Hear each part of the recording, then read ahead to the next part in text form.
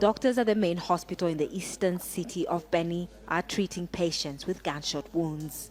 Some were participating in a protest that was violently dispersed by Congolese soldiers on Monday. The doctors say several need emergency surgery. We received 7 patients on Monday. 1 woman was shot in the head and died in the night. 3 are in critical condition. Also in the hospital are victims of recent attacks by the Allied Democratic Forces, or ADF, rebels. They've killed more than 100 people in 1 month and up to 2,000 over the past 5 years. Kavira Lamama says her 3 children and 3 other relatives were killed during one of the latest attacks. Her remaining son was nearly killed too. We tried to run during the attacks, but some of the attackers said they would protect us. Then they stopped my husband and killed him, and then our children. These 2 children watched their parents as they were hacked to death.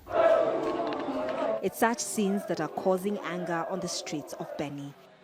Protesters accuse the UN mission here and government forces of not doing enough to protect them from rebel attacks. They want the UN out of the region. People have also been protesting in North Kivu's provincial capital, Goma.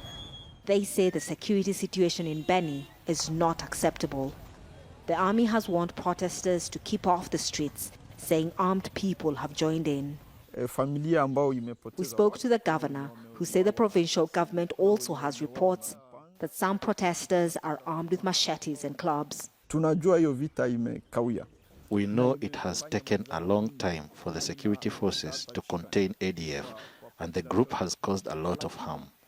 And it's causing tension within the population. But protests won't solve the problem.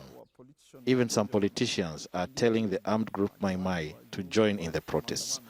The only solution is to support the military. But the sentiment by many protesters is that they won't relent. Some Congolese here in Goma are angry by the military, claiming that the protests in Beni have been infiltrated by armed people. They say the army is trying to vilify the protesters and deflect attention of what is really going on in that region. They say there is genuine anger and frustration about the state of security, and this is an issue that needs to be addressed urgently. Catherine Soy, Al Jazeera, Goma.